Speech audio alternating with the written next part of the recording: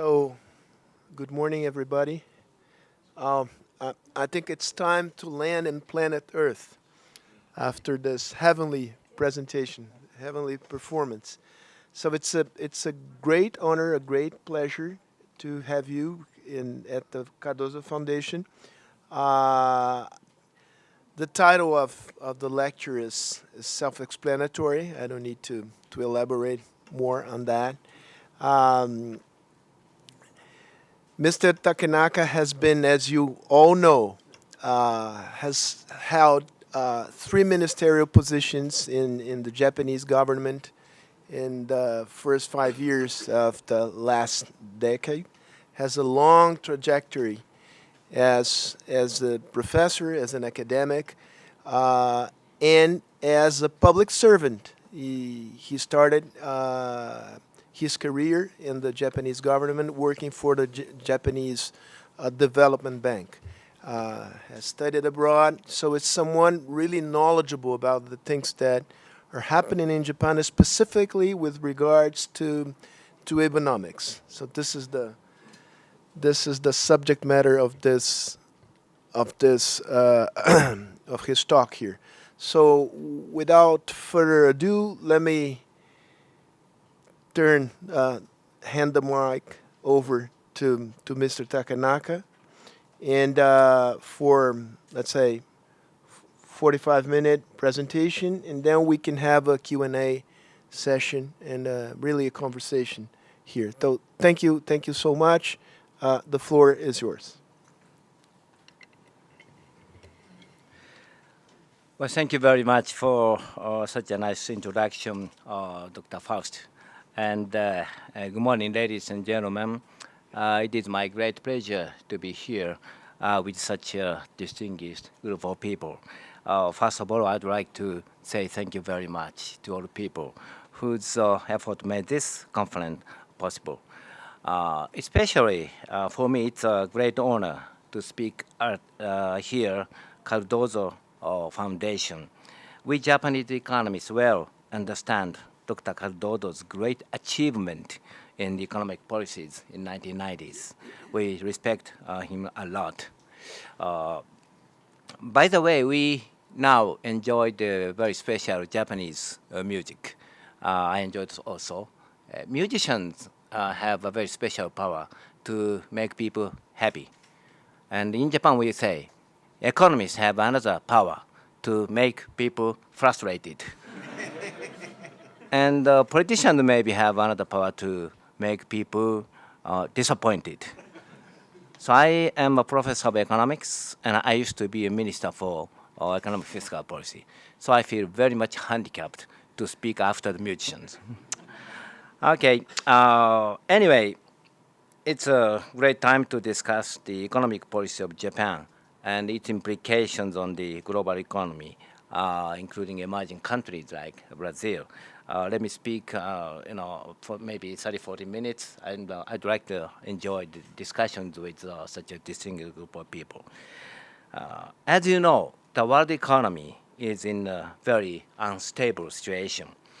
Since the beginning of this year, the stock prices declined in many countries, and the economic slowdown of emerging economies is becoming imminent, especially from our viewpoint, Japan.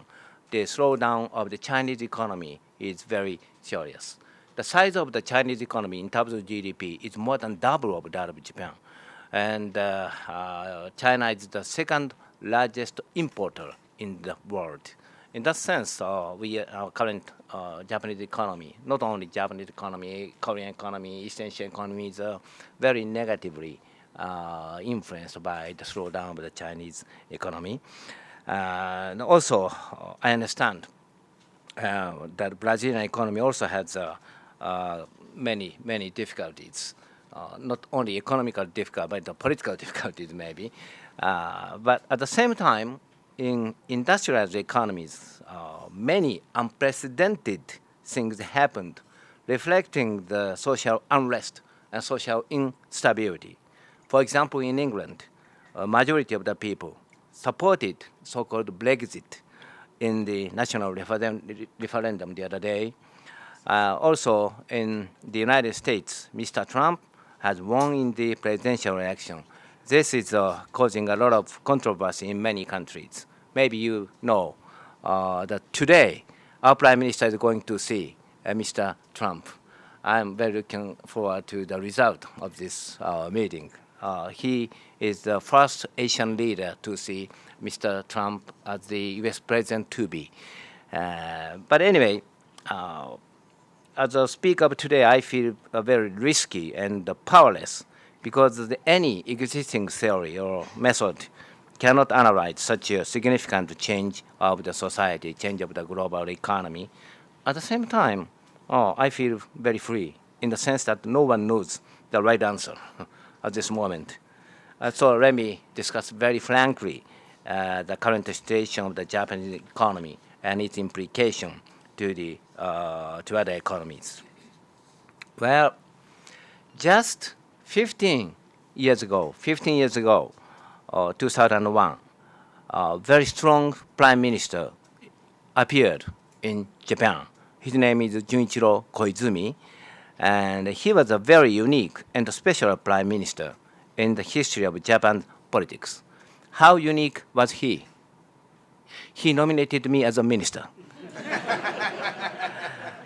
And he continuously supported my policy, though influential politicians were against my suggestions. And he was very unique.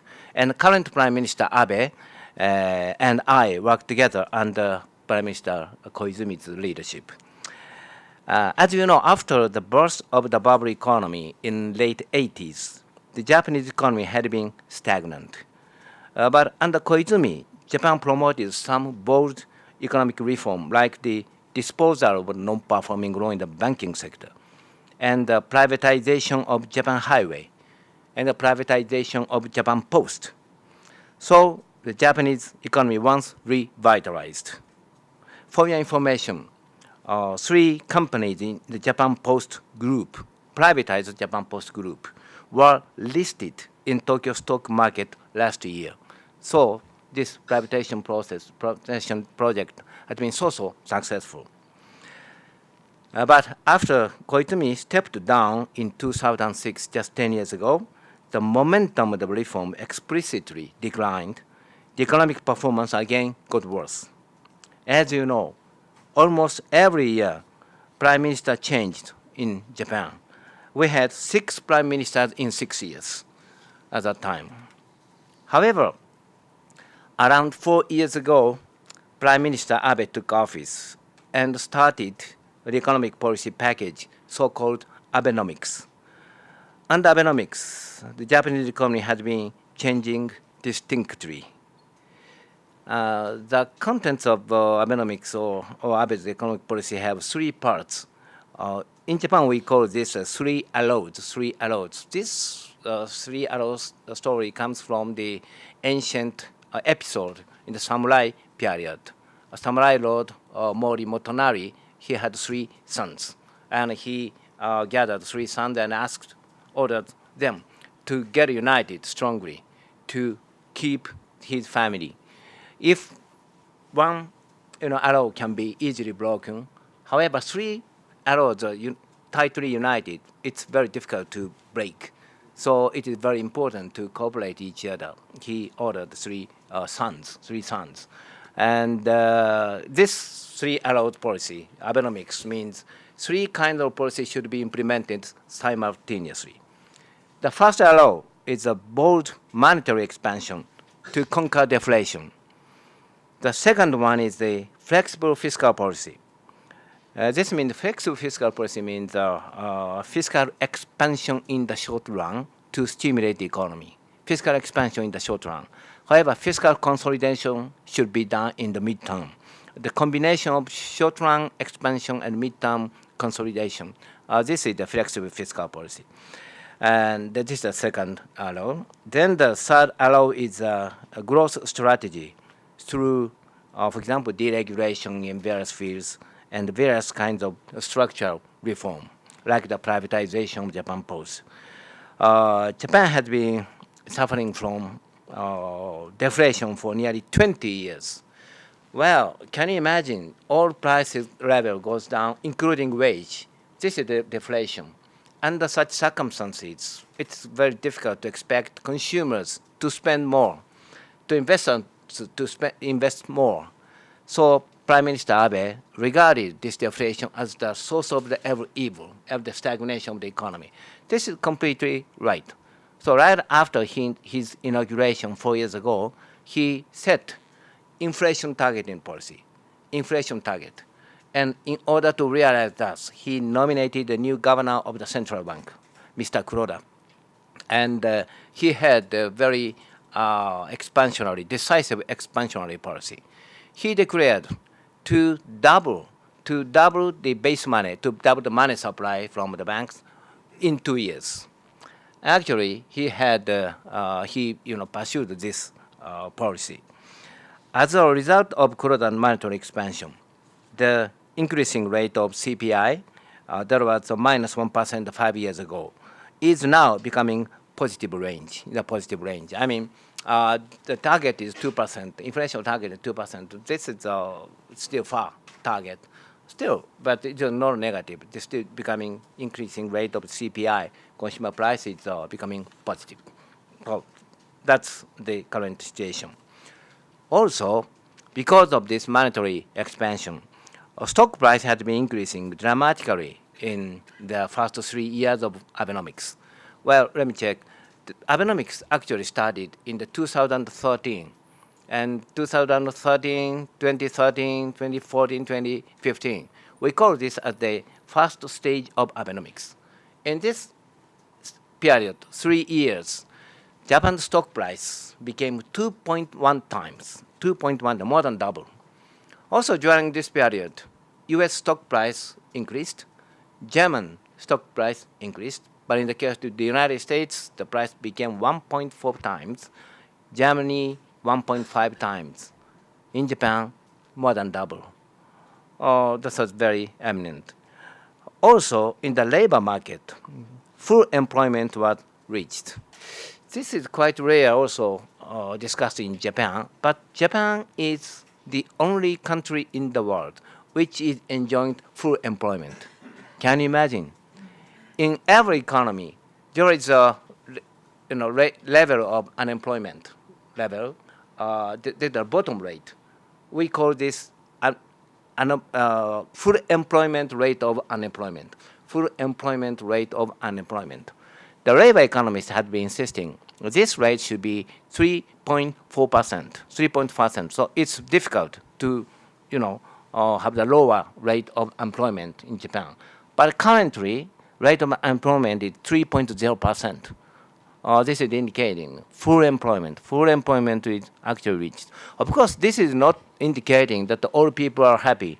No, all people are not happy. In Japan, and the labor market, the dual system is existing, so regular laborers and irregular laborers and part-time labor. This the gap is huge.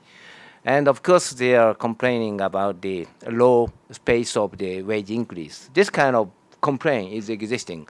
Still, in Japan, this is a country of full employment. In the case of European countries, level is 10%. In this country, the rate of employment is 9%, nearly 10%. Unfortunately, higher. Higher, yeah. 11. Wow, it's Going up. By the way, in Greece, it's 25% actually. But anyway, this was, of course, this is partly reflecting the declining trend of the population. This is another serious problem for Japan. But anyway, labor market is very tight now. And job offer applicant ratio, this used to be 0.4 right after the Lehman shock. But this is now reaching 1.3, more than 1.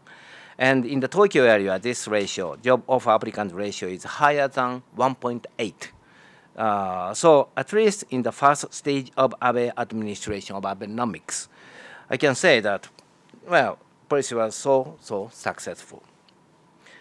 One regret is that 2 years ago, the consumption tax rate was increased from 5% to 8%.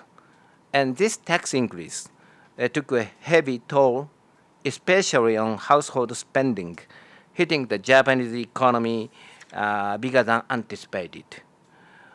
Consequently, the growth rate throughout the year 2 years ago, 2014, it was slightly negative. So under such circumstances, Prime Minister Abe decided to postpone another round of tax increase that was originally planned in October last year. Well, here important point is tax hike. This tax hike was decided by the former administration before the birth of Abe administration. Therefore, this tax hike has nothing to do with Abenomics. But the Prime Minister had to accept that because this was already decided in the previous government. Very regrettably, but anyway, the negative impact was bigger than anticipated. So at that time, Prime Minister Abe asked the people whether they support Prime Minister's idea or not. So 2 years ago, the general election was held, and another election of upper house was held this summer of this year. And Prime Minister Abe won the landslide victory, obtaining 2/3 majority in the upper house and the lower house in both houses. Well, it is quite rare that the ruling party get 2/3 majority in both houses. So now, an important point is that Prime Minister Abe has a strong political base to lead the nation stably. However, there are some confusing factors that are murdering appropriate economic discussion in Japan, in domestically. Two factors are there. First, there still exists a negative impact on tax hike 2 years ago. The household consumption is still very weak, reflecting this tax hike. Last year, GDP growth rate again became negative. And this fiscal year, maybe, our government is estimating the growth rate will be still 1% level. So, Prime Minister has a very strong support from the people, and they have a very strong, stable government. However, economic performance is not very good at this moment. That's the current situation of the Japanese economy. And this is first reason to model the appropriate economic discussion. Secondly, last year's policy debate in news media was too much focused on national security issue. Last year, we had a very serious discussion on the national security to change the framework of national security. This is exactly what Prime Minister Abe really want to do, maybe. So media focused too much on that. So as a result of that, people's interest, even expectation of economic policy disappeared or declined a little bit. But still, at the beginning of this year, so Prime Minister Abe declared again to focus again the economic policy, while people are welcoming it. So now is a very important time to see what happened in the next stage, the second stage in Abenomics. Let me go back to 3 arrows. Anyway, the first arrow, monetary expansion, was smoothly done. Deflation is being conquered. Not enough, but being conquered.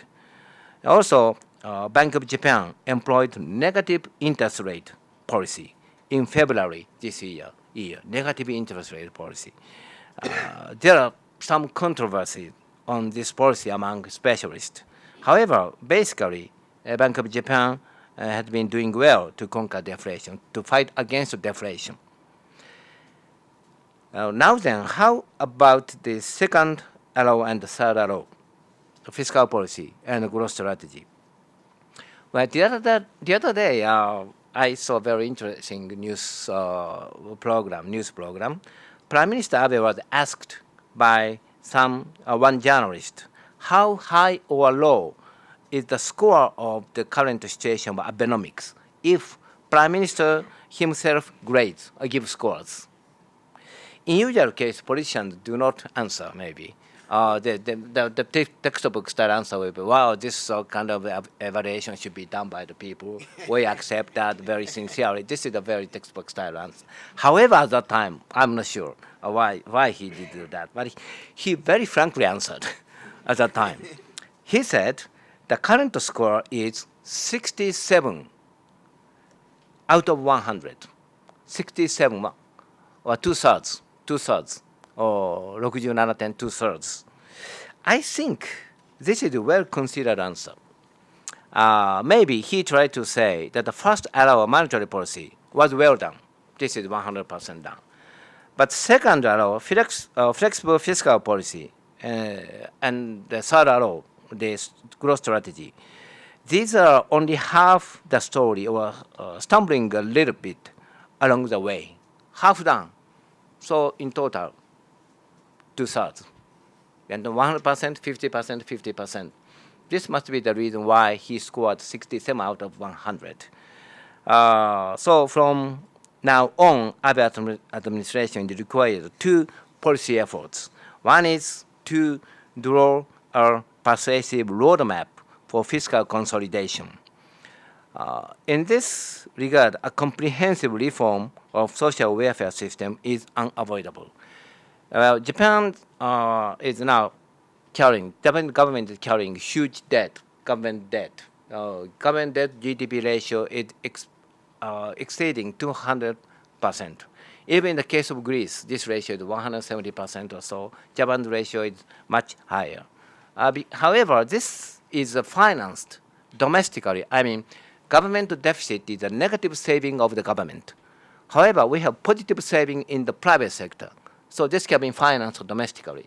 This is the reason why at this moment the asset market is very stable. But sooner or later, it is required for us to realize the fiscal consolidation, fiscal rehabilitation. But in order to realize that, very comprehensive reform on social welfare system, social welfare is needed. Let me raise one example. Well, I started receiving pension from this year. Do you have any comments? You should say congratulations at this moment. But anyway, pension age is 65 years old. 65 years old in our country. The average lifespan is 81 for male and 87 for female. So the pension age is too low compared with this the average lifespan. This pension system started in 1960. At that time, average lifespan of Japanese people was 66 years old. Still, as I mentioned, now current lifespan 81 for men, 87 for women. So this system is not sustainable. And also, even for example, the chairman of Keidan Rent and the chairman of Toyota is now receiving. I do not hate him, but anyway, this kind of rich people receiving pension without any means test. So sooner or later, this system should be amended. Otherwise, it's very difficult, or almost impossible, to realize fiscal consolidation. But still, maybe you can imagine people, the general public, very demanding in this field of social welfare. They always ask the politician to increase the social welfare expenditure of the government. So this is a very challenging task for political leaders. And another one is, to strengthen the growth strategy. There is a very famous professor of economics at Yale University named Professor Koichi Hamada. Professor Hamada is also a mentor to Prime Minister Abe. 3 years ago, when Abenomics started, he scored 3 arrows and concluded as follows. Well, the first arrow by Bank of Japan, first arrow is doing well, so grade is A.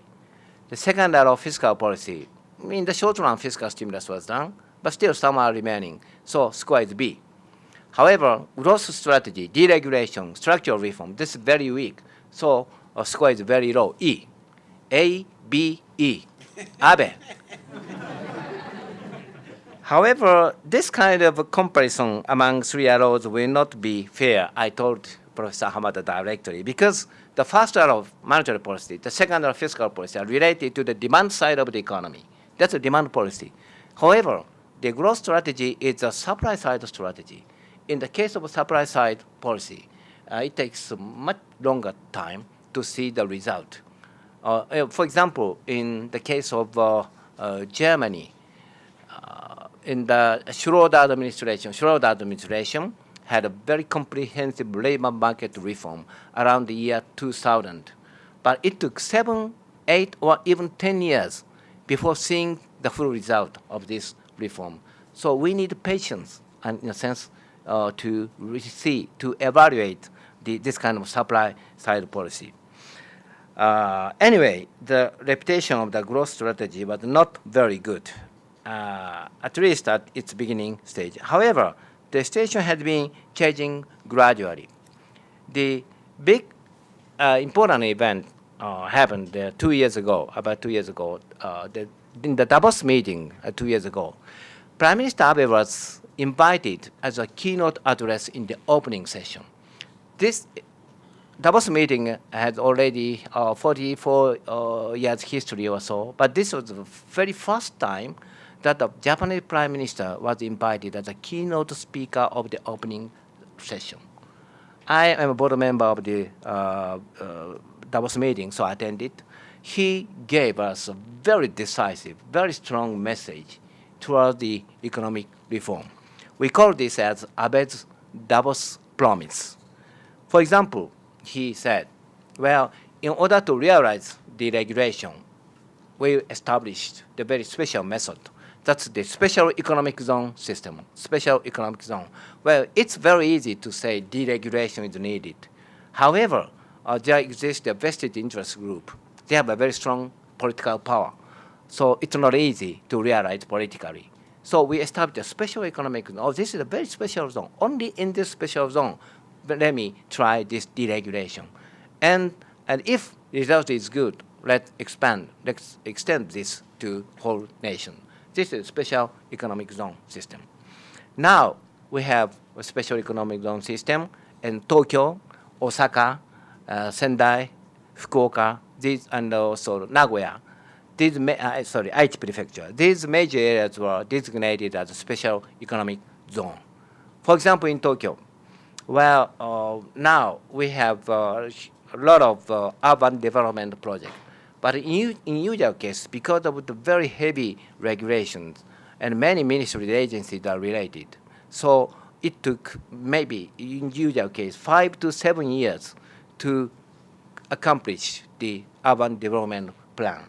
But in this special economic zone, this can be done in 2 years. So as a result of this special economic zone, now 28 large scale of urban development project is now advancing. 28 urban development projects. That's a huge number. Also, agriculture. Agriculture sector, agricultural industry is very heavily regulated in Japan to protect, family farmers, small farmers. And it is actually prohibited for usual businesses to go into the agricultural sector. But making use of this special economic zone, new trials have started in some area. So step by step, this kind of approach is creating the result. I remember a very interesting word. Reform is not a small thing, but reform starts from small thing. This word is told by Aristotle in the age of Greece. So it is indicating why structural reform, anyway, very difficult, even from the age of Greece, age of Athens. Anyway, this is deregulation.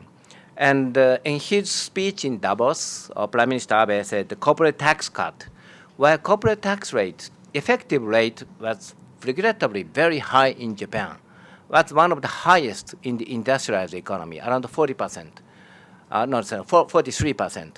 Now it has been reduced slightly, 39% level, but still high. In Hong Kong, in Singapore, effective corporate tax rate is 17%. So we need more effort to reduce corporate tax rate to stimulate the activities of the business sectors in Japan. But still, this is on the way. And another important topic is kind of immigration. Brazil has a lot of good experience. This is a country of immigration, I think. So this is a well internationalized study. However, in Japan, people still have a strong allergy to the word immigration. Still, the total population started declining 5 years ago. And every year, Japanese total population is declining by every year,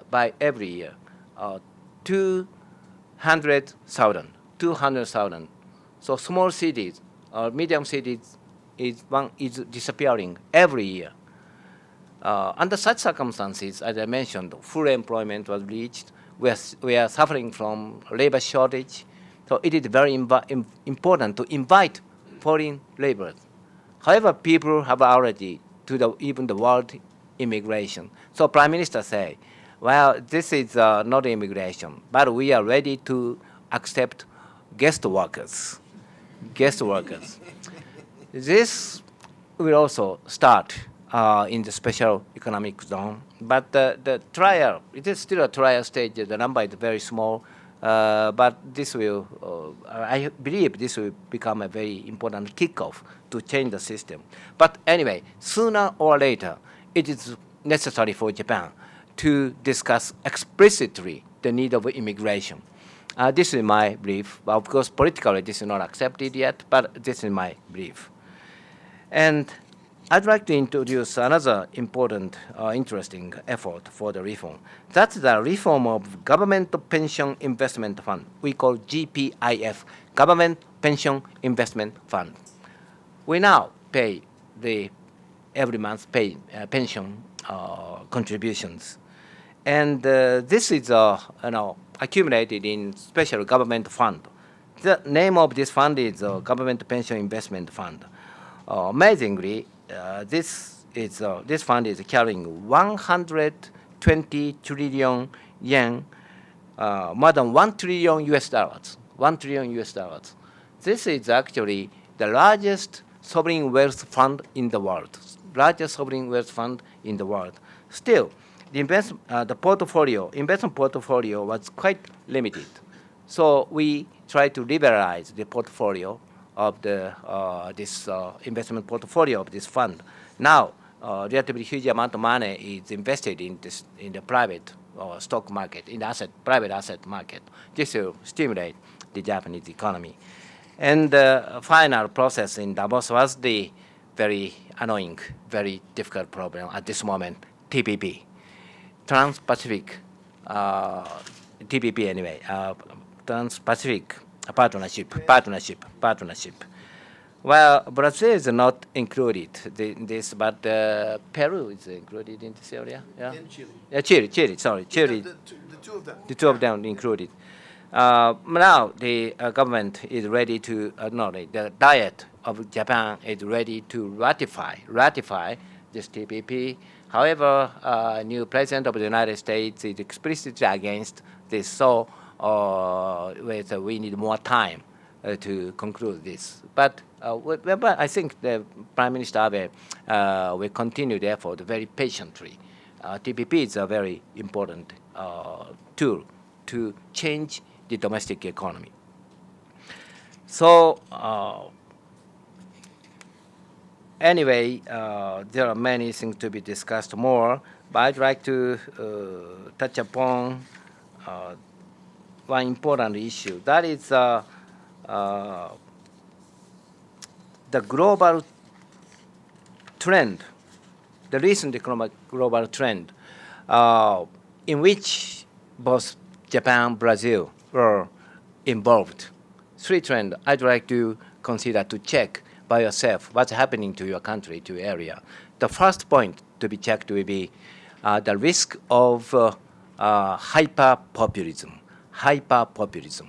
Where societies are now being divided seriously, reflecting income gap. Society is divided.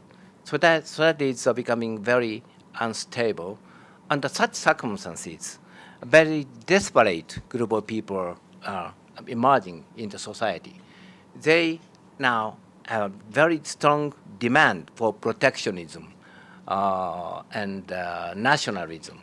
And some populist type of politicians already accept this kind of demand. Brexit is the typical case. And of course, I expect the performance of new president of the United States. But so-called Trump phenomena is one of the so-called hyper-populism. In the case of Japan, society is relatively stable compared with other industrialized countries. But still, some people, desperate type of people are emerging. And the society, we have a risk, society is divided. 6 years ago, in the United States, one book became best-selling book titled Fault Line. Fault Line. Fault line is a layer of the earth is divided. Fault line. This is written by the chief economist of IMF, Mr. Rajan, at that time. Mr. Rajan later on became the governor of the Central Bank of India. It's a well-written book. So this kind of thing, divided society is emerging, and this is creating very risky situation of the populism, hyper-populism. This is one trend we should focus. The second possibility, second trend we should focus is the risk of secular stagnation. Secular stagnation was originally used, this term was originally used right after the Second World War. Since the World War is over, so the world economy will become much more stagnant for long period. About 3 or 4 years ago, since 3 or 4 years ago, for example, Professor Lawrence Summers of Harvard has been insisting the risk of the secular stagnation in Davos meeting in many cases. Well, in the background of this secular stagnation, there exists a very important research. Now in our society, we have savings, and we need investment opportunities. This is the identity. Investment should be equal to saving. Investment should be balanced. But according to one estimate on the US research organization, the equilibrium interest rate to balance saving and balance were estimated to be negative. We are shocked very much. So if continue the current situation, we will leave the current situation. Since the investment opportunity is very limited, now we will go into the world of secular stagnation. This is the caution by Lawrence Summers. At the same time, Larry Summers said, well, we can avoid this through two things. One is to reduce the interest rate as much as possible. So negative interest rate policy is included in this choice. So not only Japan, but also ECB. Mr. Draghi already have negative interest, and some North European countries have the same policy. And for example, in East Europe, Hungary is now taking negative interest policy.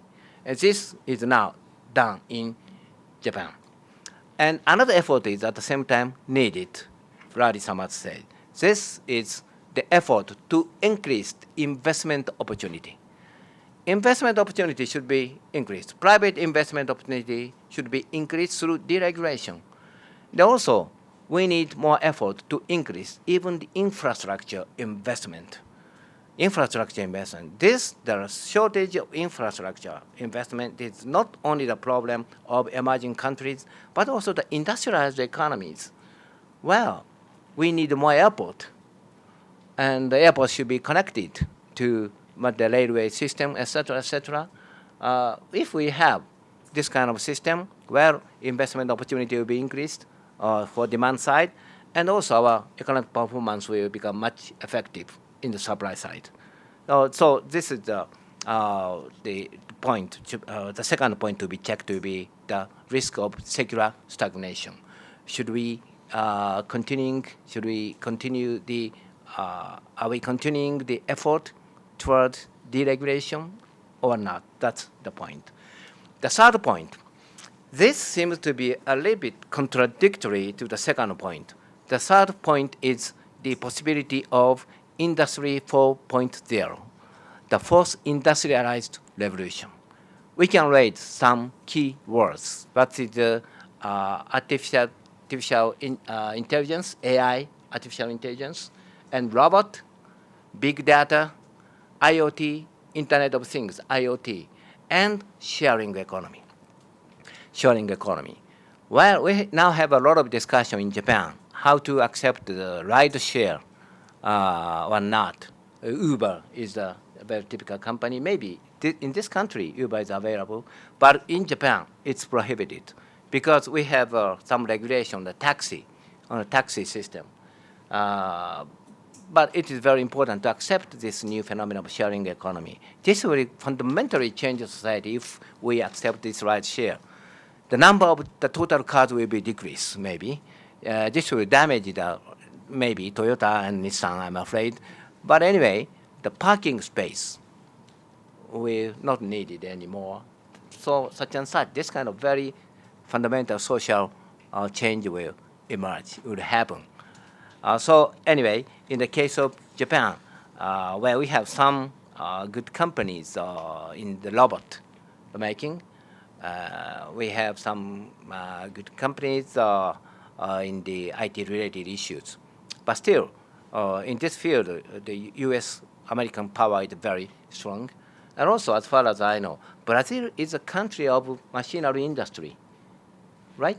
Automobile industry and the aircraft industry, the machinery industry, it's a very strong competitiveness here in Brazil. So this is shrinking. Everything is shrinking, I mean, at this moment. But anyway, these are what's happening in Japan. So very finally, I'd like to say only one word.